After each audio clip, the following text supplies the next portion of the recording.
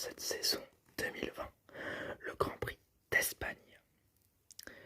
Avant que je commence le Grand Prix, petite annonce, le retour de Pérez qui est une très bonne nouvelle, malgré que cela entraîne le départ de Hülkenberg. Mais en tout cas, on souhaite aux Mexicains le plus de chance possible et à l'Allemand de retrouver un paquet pour la saison prochaine. C'est parti pour le Grand Prix en FP1. Vettel a un nouveau châssis qui permettra de dire si le problème vient de sa voiture ou s'il vient du pilote, malgré que ce soit pas aussi facile que ça, parce qu'il y a d'autres facteurs à prendre comme l'aérodynamisme, le moteur, la forme et l'ambiance au sein de l'écurie, ce qui pourrait plus facilement expliquer s'il y a une méforme ou non. Mais c'est déjà un bon point de réponse pour voir si Vettel se sort mieux avec ce châssis. Sainz à domicile a également un nouveau châssis pour trouver un regain de performance. Lui qui a été dominé par son coéquipier Lando Norris, qui a déjà fait un podium et qui a, je crois, quasiment tout le temps battu. Donc ouais, on espère que l'Espagnol trouvera lui aussi de bons réglages.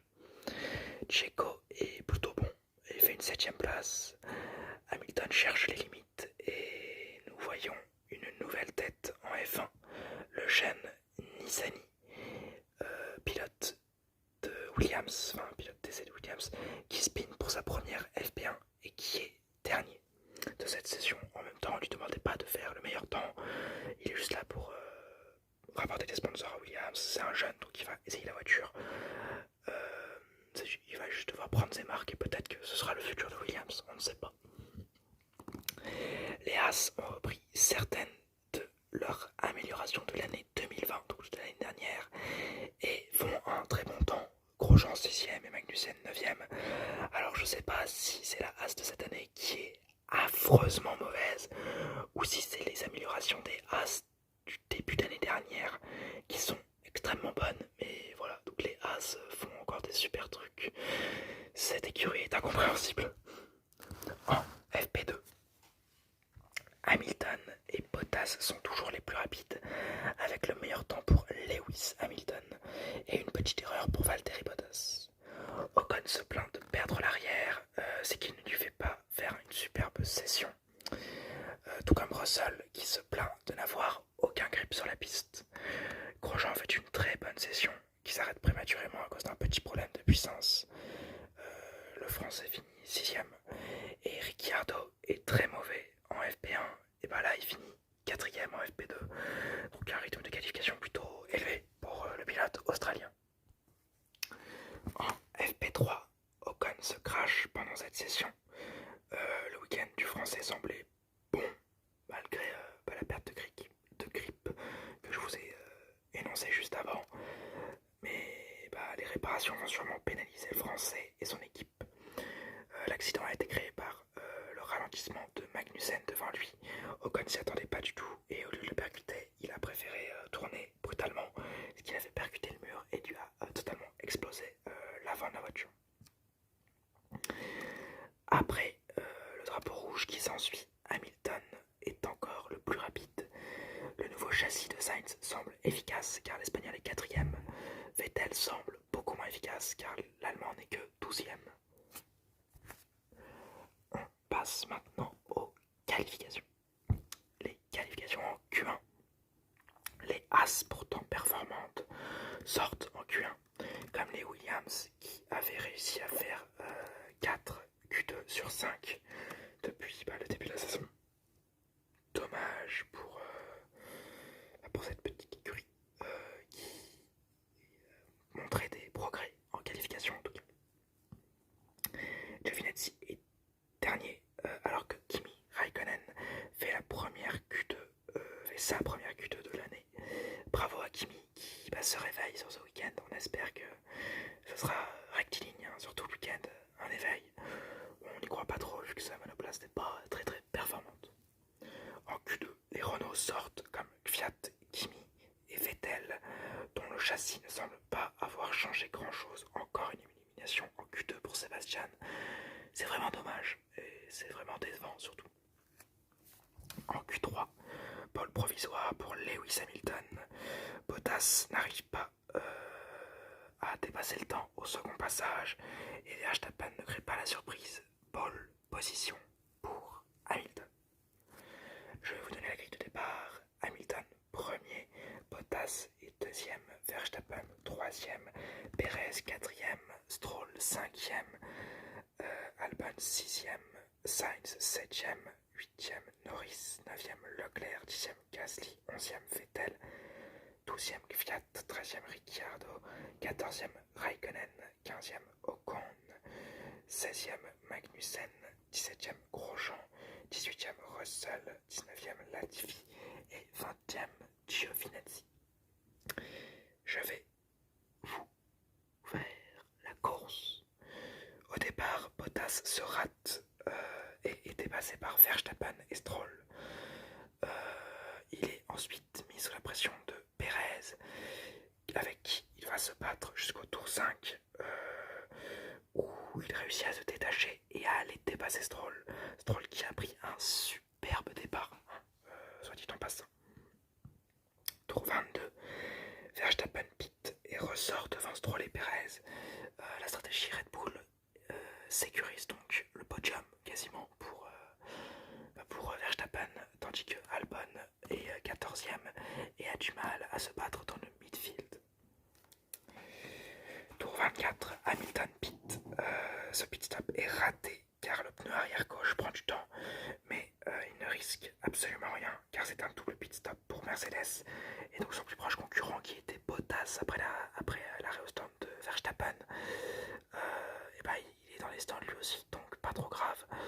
Il ressort en tête et Bottas est tout de même dépassé à la sortie des stands par le néerlandais. Le stand Mercedes a réagi trop tard pour faire changer les pneus de leur pilote finlandais.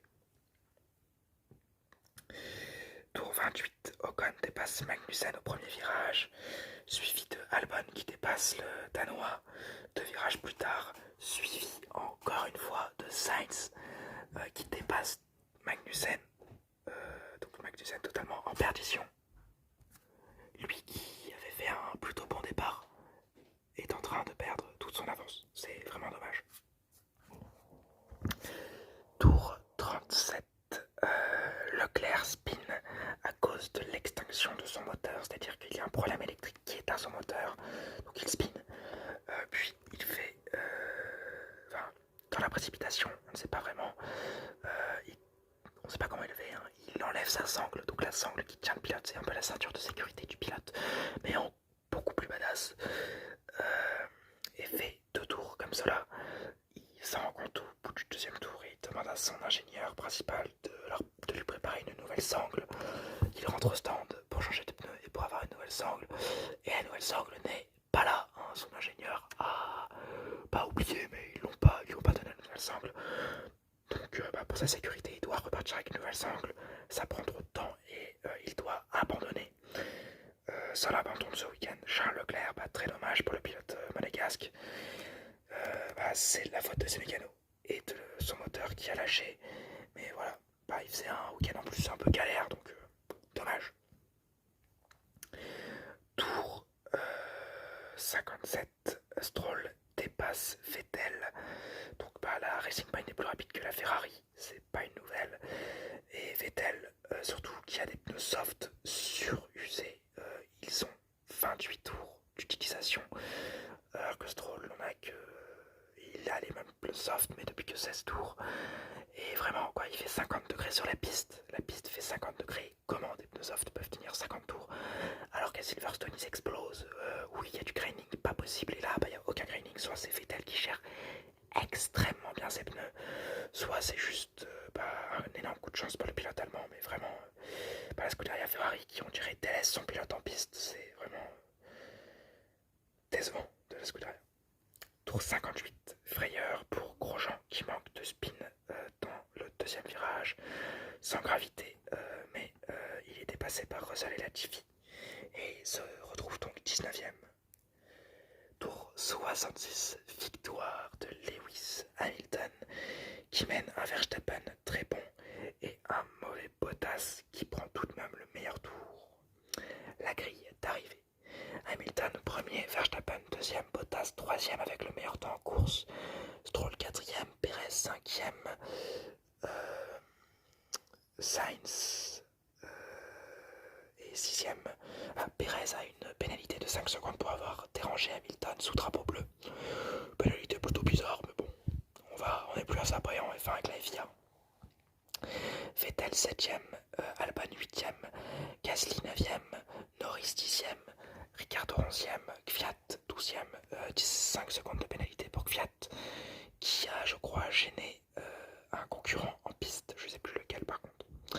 Ocon 13ème, Raikkonen 14ème, Magnussen 15ème, Giovinazzi 16ème, Russell 17ème, Latifi 18ème, Grosjean 19ème et Charles Leclerc 20ème, DNF, problème électrique puis problème dans les stands.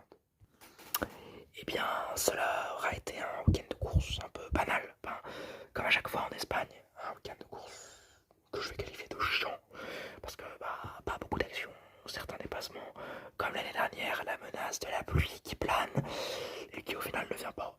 Donc, comme tous les Grands Prix d'Espagne, il y a eu un débat qui a été donné dans une émission de F1, les pistonnés là. Très bonne émission au passage, allez regarder sur la chaîne de First Team Sport. Le petit débat c'était est-ce qu'il faudrait arrêter avec le Grand Prix d'Espagne et juste le laisser pour les essais libres.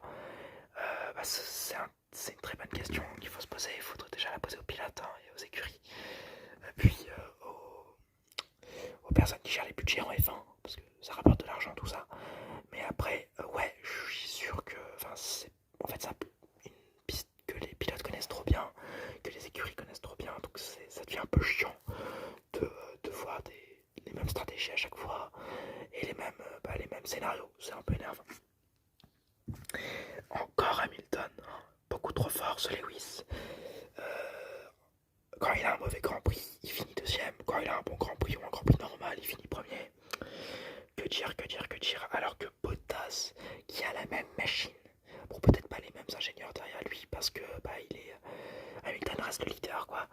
Mais voilà, lui qui a tout pareil, se fait distancer, rate ses départs, n'est pas capable de lutter face à Verstappen. J'aimerais vraiment voir un duel entre Verstappen et Hamilton à machine égale pour voir lequel était le meilleur. Parce que la Bottas, ça devient infernal de le voir, parce qu'à chaque fois il nous donne de l'espoir, et à chaque fois, il dit tout. C'est dérangeant, c'est un peu énervant pour le suspense, mais bon, on peut que s'en plaindre.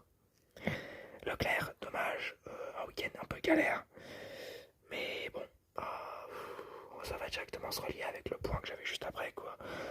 Les clowns de Ferrari, je pense que le cirque Zapata devrait recruter les mécanos parce que vraiment là, Leclerc dit qu'il a besoin d'une nouvelle sangle pour qu'on le refixe. Il arrive au stand et on lui dit ah, t'en as oublié notre sangle.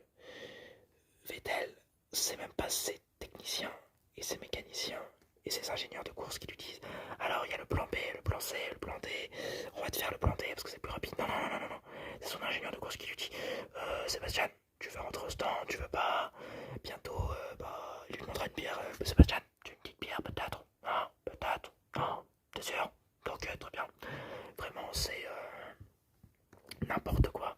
Sébastien n'a pas avoir énormément d'expérience, ça reste un pilote, et comme tous les pilotes, même s'il est extrêmement expérimenté, il a besoin d'une équipe qui le suit, des ingénieurs qui le suivent et qui font des calculs pour savoir quelle est la meilleure stratégie.